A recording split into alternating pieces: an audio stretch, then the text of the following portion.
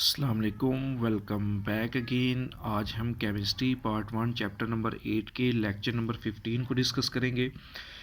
इस लेक्चर के अंदर बेटा हम application of chemical equilibrium in industry कि केमिकल एक्विलिब्रियम का जो इंडस्ट्रियल लेवल पे यूजेस है, एप्लीकेशंस हैं, हम वो डिस्कस करेंगे। वैसे तो बहुत सारी होती है, लेकिन हमारे सिलेबस के अंदर बेटा दो एप्लीकेशंस है। एक हमारे पास है हैबर प्रोसेस के अंदर, दूसरी है कंटैक्ट प्रोसेस के अंदर। तो ये दोनों लॉन्ग क्वेश्चंस हैं, लेकिन इस चैप्टर में से ज़्यादातर न्यूमेरिकल्स आता है।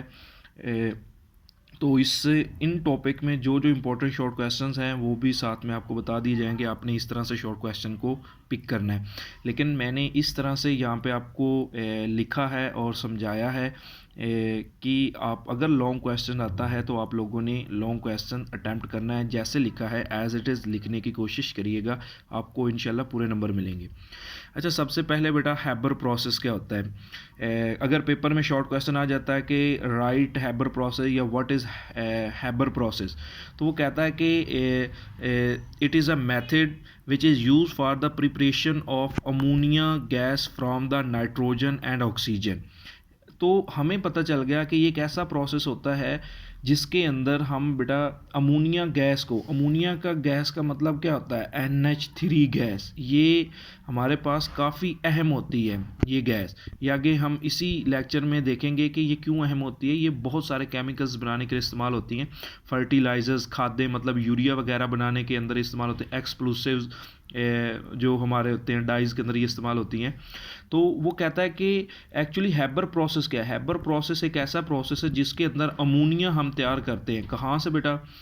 नाइट्रोजन गैस से और ऑक्सीजन गैस से हम अमोनिया तैयार करते हैं।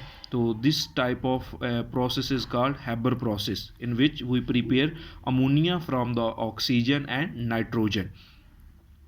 दूसरे नंबर पे बेटा वो कहता है it is a volume decreasing reaction and an exothermic process. इसका मतलब क्या है? वॉल्यूम डिक्रीजिंग का मतलब क्या है? देखो मैं आपको केमिकल रिएक्शन से समझाता हूँ। N2 + 3H2 मिलकर 2NH3 बना रहे हैं। देखो इधर बेटा नंबर ऑफ मोल्स कितने हैं? 4 है, 3 हाइड्रोजन के, 1 नाइट्रोजन का। रिएक्टेंट के 4 हमारे पास क्या चीज़ है? मोल्स हैं, और जो प्रोडक्ट के बनते हैं वो 2 मोल्स हैं। तो इसका मतलब ये कैसा केमिकल रिएक्शन है जो वॉल्यूम डिक्रीजिंग, मतलब नंबर ऑफ मोल्स कम हो रहे हैं। ठीक हो गया। और दूसरे नंबर पे ये एक्सोथर्मिक रिएक्शन है, क्योंकि साथ में मैंने इसकी एंथैल्पी वैल्यू भी लिखी है जो कि क्या है, -92.46 किलो जॉल पर मोल है। और हमें पता है कि जिस केमिकल रिएक्शन के साथ नेगेटिव साइन आता है, इसका मतलब वो कौन सा रिएक्शन होता है? एक्सोथर्मिक रिएक्शन होता है। और वो कहता है कि ये सबसे पहले बेटा it was given by the German chemist Fernhaber in 1933 के 1933 के अंदर सबसे पहले बेटा ये जो हमारे पास जर्मन साइंटिस्ट है फेरनहेबर, उसने ये 1933 के अंदर पेश किया था। तो ये पहला शॉर्ट क्वेश्चन आपको लिखना होता है कि अगर पेपर में पूछा जाए, ये इतना ज़्यादा इंपॉर्टेंट नहीं है कि हैबर प्रोसेस क्या है, तो आप उसको इस तरह से लिख सकते हैं। उसके बाद बेटा एक शॉर्ट क्वेश्चन है। अगर लॉन्ग क्वेश्चन आपने अटैम्प्ट करना हो तो एक्सप्लेनेशन की हेडिंग दे के ये नीचे लिखना है, लेकिन इसमें जो शॉर्ट क्वेश्चन रेज होता है वो ये बड़ा इंपॉर्टेंट है बेटा, ये वाला, how we can get maximum yield of ammonia, कि हम अमोनिया की मैक्सिमम यील्ड या अमोनिया की मिकदार ज़्यादा से ज़्यादा कैसे हासिल कर सकते हैं। तो बेटा बुक के अंदर नहीं, ये 3 पॉइंट्स बना के लिखे हुए हैं, वहाँ से क्लियर समझ नहीं आती है, लेकिन हमने लॉन्ग में पढ़ना है, आपको यहाँ सारी की सारी समझ आ जाएगी। एक्चुअली बेटा वो कहता है कि how we can get optimum, optimize भी लिख सकता है, मैक्सिमम भी लिख सकता है, ठीक हो गया, मोर भी लिख सकता है, कि ज़्यादा से ज़्यादा अमाउंट वो कहता है अमोनिया की हम लोग कैसे हासिल कर सकते हैं बेटा। तो बेटा हम ली शैटलियर प्रिंसिपल का सहारा लेंगे। ली शैटलियर प्रिंसिपल में हम लोगों ने 4 चीज़ों को डिस्कस किया है कि कंसंट्रेशन चेंज का क्या असर होता है बेटा।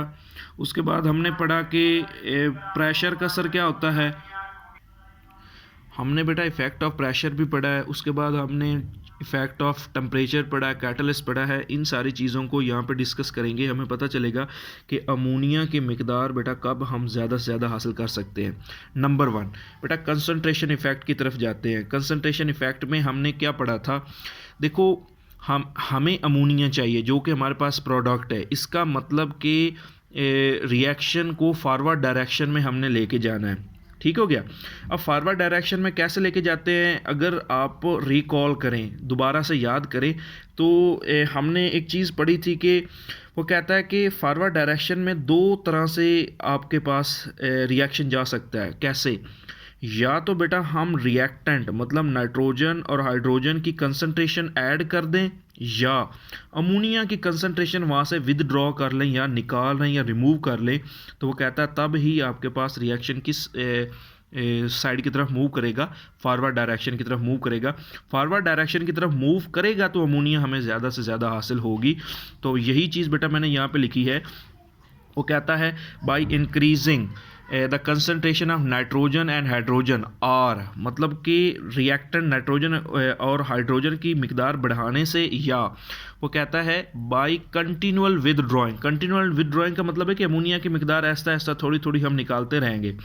वो कहता है आपके पास क्या होगा, reaction goes forward direction and more ammonia is produced, कि ज़्यादा अमोनिया में हासिल होगी। ये तो पहला तरीका कि हम अमोनिया की मिकदार ज़्यादा से ज़्यादा कैसे हासिल कर सकते हैं। अब दूसरा तरीका कि इफेक्ट ऑफ प्रेशर, कि इसके ऊपर प्रेशर लगाएं तो क्या होगा। अच्छा, प्रेशर का लास्ट लेक्चर के अंदर भी मैंने आपको जिक्र बताया। प्रेशर लगाने से हमने पढ़ा है कि रिएक्शन उस साइड की तरफ मूव करता है जिस तरफ नंबर ऑफ मोल्स कम होते हैं। तो हमें नज़र आ रहा है बेटा इस साइड की तरफ नंबर ऑफ मोल्स कितने हैं, 4। इस साइड की तरफ बेटा नंबर ऑफ मोल्स हैं 4। इस साइड की तरफ नंबर ऑफ मोल्स कितने हैं बेटा, 2। तो वो कहता है कि इस केमिकल रिएक्शन के अकॉर्डिंग हम प्रेशर लगाएंगे तो रिएक्शन फॉरवर्ड डायरेक्शन में जाएगा, और फॉरवर्ड रिएक्शन में जाने का मतलब क्या है कि अमोनिया की मिकदार ज़्यादा से ज़्यादा बनेगी। तो यही चीज़ बेटा यहाँ पे मैंने लिखी है। वो कहता है by increasing pressure reaction will move in forward direction because it is a volume decreasing reaction. Volume decreasing reaction का मतलब क्या है कि इधर वॉल्यूम हमारे पास प्रोडक्ट के अंदर क्या है, कम है।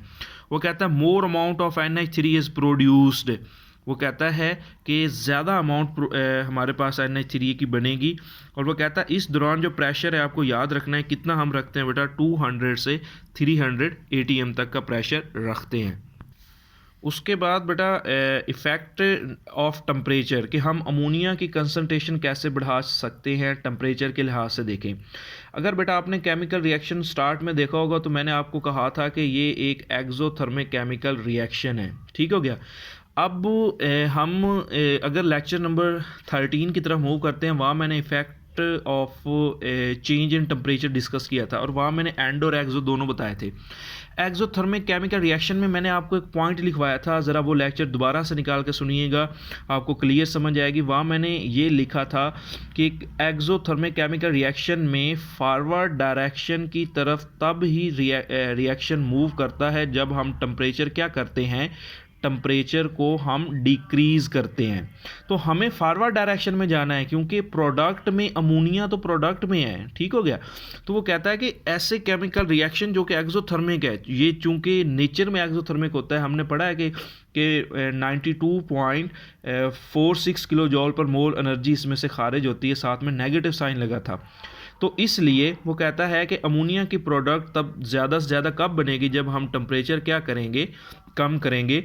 तो वो कहता है कि कितना टेम्परेचर बेटा हम कम करेंगे। वो कहता है ऑप्टिमम टेम्परेचर हम रखते हैं 400 सेंटीग्रेड 67, जो कि केल्विन कितना है 673। अच्छा, यहाँ से पता तो चल गया कि टेम्परेचर कम करने से हम ज़्यादा से ज़्यादा अमोनिया की मिकदार हासिल कर सकते हैं। लेकिन यहाँ से बेटा एक ना कंसेप्चुअली क्वेश्चन रेज होता है, और वो क्या रेज है, क्वेश्चन है। वो कहता है कि टेम्परेचर कम करने से हम मैक्सिमम अमाउंट अमोनिया तो हासिल कर लेंगे, लेकिन ये रिएक्शन इतना स्लो हो जाएगा कि इसको सालों लग जाएंगे। लेकिन एक इंडस्ट्रियल बंदा है जिसने पैसा लगाया है, वो पैसा कमाना चाहता है, लेकिन उसको तो फटाफट चाहिए अमोनिया, तो ज़रूरत के मुताबिक इतना हम इंतज़ार तो नहीं ना कर सकते। वो कहता है फिर हम क्या करेंगे, फिर हम कैटलिस्ट का इस्तेमाल करेंगे। आखिरी इफ़ेक्ट क्या करेंगे, वो कहता है कि हम जो टेम्परेचर होगा इस केमिकल रिएक्शन के अंदर टेम्परेचर नहीं कम करेंगे, हम टेम्परेचर क्या करेंगे। वो कहता है कि हम मॉडरेट टेम्परेचर लेंगे। बेटा ये 400 सेंटीग्रेड लो टेम्परेचर नहीं है, ये एक मॉडरेट टेम्परेचर के अंदर आता है कि हमने ना ज़्यादा इतना बढ़ा दिया है, मतलब 1000 प्लस कर दिया है, ना हमने 100 बिलो कर दिया है, ना कम किया ना ज़्यादा किया, मॉडरेट किया है। लेकिन मॉडरेट करने से वो कहता है कि इसका जो हमारे पास यील्ड होगी वो कम होगी। तो वो कहता है कि हमने क्या किया, फिर इस प्रॉब्लम को हल करने के लिए हमने कैटलिस्ट का इस्तेमाल कर दिया। टेम्परेचर लो कर दिया है, मतलब मॉडरेट कर दिया है या ऑप्टिमाइज़ कर दिया है, और वो कहता है कि हमने उसमें कैटलिस्ट डाल दिया। और कैटलिस्ट बेटा कौन सा हमने ऐड करना है, वो कहता है आयरन। आयरन का कैटलिस्ट बेटा जो कि किसके अंदर मिला होता है बेटा, मैग्नीशियम ऑक्साइड, एल्यूमिनियम ऑक्साइड या सिलिकॉन ऑक्साइड, इनके मिक्सचर के अंदर में ये आयरन का कैटलिस्ट मिक्स होता है, फिर इसके अंदर हम डाल देते हैं। तो हमने पढ़ा है कि जो कैटलिस्ट होता है वो क्या करता है, वो रेट ऑफ फॉरवर्ड रिएक्शन और रेट ऑफ रिवर्स रिएक्शन दोनों को बढ़ा देता है। तो इसका मतलब क्या होगा, जब रेट ऑफ फॉरवर्ड रिएक्शन बढ़ेगा तो जल्दी हमें अमोनिया मिलेगी। क्लियर। अब पेपर में बेटा जो शॉर्ट क्वेश्चन आता है वो ये कि how we can get the maximum yield of ammonia.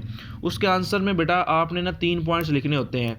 आपने पॉइंट्स के अंदर ऐसे लिखना है, नंबर 1 के इफेक्ट ऑफ कंसंट्रेशन को आपने सिंपल से अल्फाज के अंदर लिखना है कि by adding amount of reactant, मतलब नाइट्रोजन या hydrogen, we can increase the amount of ammonia, or by withdrawing the NH3, या हम NH3 को निकालने से हम क्या कर सकते हैं बेटा, उस अमोनिया की कंसंट्रेशन को बढ़ा सकते हैं। मतलब सिंगल लाइंस के अंदर आपने ये शॉर्ट क्वेश्चन लिखना है। और दूसरा प्रेशर का भी बताना है कि प्रेशर बढ़ाने से फॉरवर्ड डायरेक्शन में मूव करेगा, इसलिए अमोनिया की प्रोडक्ट ज़्यादा होगी। और थर्ड आपने इफेक्ट ऑफ टेम्परेचर को लिखना है कि टेम्परेचर कम करने से हम मैक्सिमम अमाउंट ऑफ अमोनिया को हासिल कर सकते हैं। और इस टॉपिक का ये बेटा काफ़ी हद तक इम्पोर्टेंट शॉर्ट क्वेश्चन है।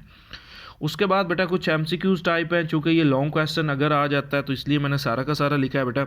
ये नीचे सारे के सारे वो कहता है कि MCQs है बेटा। वो कहता है कि जब कोई रिएक्शन इक्विलिब्रियम की हालत में हो रहा है इन कंडीशंस के ऊपर जो हमने सारी डिस्कस की हैं, तब वो कहता है ओनली 35% ही बेटा अमोनिया हम तैयार करते हैं। मतलब कि इसका मतलब क्या होगा, वो कहता है कि हमने अगर 100 ग्राम्स लिए हैं ना बेटा हाइड्रोजन, और 100 ग्राम्स ही हमने क्या चीज़ ली है बेटा, नाइट्रोजन, तो कहता है उसमें से 35 ग्राम ही बस हम क्या चीज़ बना सके हैं, अमोनिया बना सके हैं। तो याद रखिएगा कितने परसेंट बेटा अमोनिया बनती है, MCQs आता है बेटा। उसके बाद वो कहता है इस और अमोनिया का जो वो कहता है कि चूंकि ये बेटा तीनों गैसेस होती हैं, देखो नाइट्रोजन भी गैस है, हाइड्रोजन, अब हमें अमोनिया चाहिए। वो कहता है हम उसका टेम्परेचर डिक्रीज़ करेंगे। वो कहता है कि अमोनिया जो होती है बेटा वो -33.4 सेंटीग्रेड पे कंडेंस हो जाएगी, मतलब कि ये उसका बॉइलिंग पॉइंट है। मतलब यहाँ पे ये आपके पास क्या हो जाएगी, यहाँ पे ये लिक्विड के अंदर आपके पास कन्वर्ट हो जाएगी। तो हम अमोनिया को लिक्विफाई करके अलहदा कर लेंगे। बाकी जो गैसेस हैं नाइट्रोजन और जो आपके पास हाइड्रोजन है वो अभी गैसेस में है, तो उनको फिर से रिसाइकल करके हम फिर से प्रोसेस अमोनिया बनाने के लिए इस्तेमाल करेंगे। उसके बाद बेटा तीसरा MCQs इसमें से है कि वो कहता है कि only 30% nitrogen is used in Haber process. देखो बेटा मतलब कि 100 ग्राम्स मैंने नाइट्रोजन गैस ली है ना, 100 में से ओनली 13% ही हैबर प्रोसेस के अंदर इस्तेमाल हो सकती है, इससे ज़्यादा इस्तेमाल नहीं कर पाते। उसके बाद वो कहता है कि हैबर प्रोसेस से बेटा 110 मिलियन टन्स, अब याद रखिएगा 1 टन के अंदर बेटा 40 kg होते हैं, ठीक हो गया। 1 टन में कितने kg होते हैं बेटा, 40 kg का 1 टन होता है। और वो कहता है 110 मिलियन टन्स अमोनिया हर साल बनाई जाती है by the Haber process. Haber process से वो कहता है कि हम कितनी MCQs बन सकता है कि बेटा पर एनम या पर ईयर हम कितनी बनाते हैं बेटा, एनुअल वो पूछता है। तो पूरी दुनिया के अंदर वो कहता है 110 मिलियन टन्स हम अमोनिया हैबर प्रोसेस से बनाते हैं। उसके बाद है वो कहता है कि हैबर प्रोसेस से बनाई गई अमोनिया का 80%, ये बड़ा MCQs इंपॉर्टेंट है बेटा, ठीक हो गया, कि कितने % अमोनिया जो होती है बेटा वो फर्टिलाइजर्स बनाने में इस्तेमाल होती है। और खाद कौन सी बेटा, यूरिया बनाने के लिए मैंने फार्मूला भी नीचे लिख दिया है, ये आपने 10th में पढ़ा हुआ है। तो वो कहता है कि 80% क्या होती है बेटा, जो अमोनिया होती है ये खाद बनाने में, और मतलब यूरिया खाद बनाने में, नाइट्रोजनियस फर्टिलाइजर्स जिसको बोलते हैं बनाने में इस्तेमाल होती हैं। और बाकी 20% एक्सप्लोसिव्स या बाकी चीज़ें बनाने के अंदर इस्तेमाल होती हैं।